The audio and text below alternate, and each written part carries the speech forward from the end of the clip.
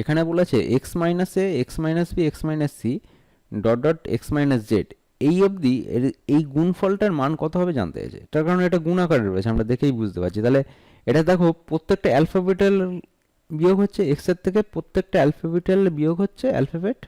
তা এই 26টা অ্যালফাবেট বিয়োগ হওয়ার পর তার গুণফল কত হবে সেটা জানতে চাইছে এখানে।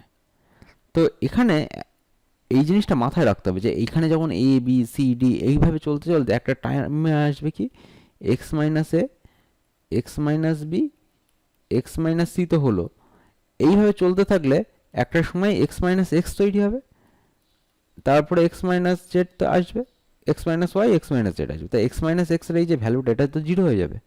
তাহলে এখান থেকে এইটা জিরো হওয়ার মানে কি সবার সাথে জিরো গুণ হয়ে যাবে, তাহলে জিরো হয়ে যাবে, টোটাল ভ্যালুটা কত হয়ে যাবে, অ্যান্সার জিরো।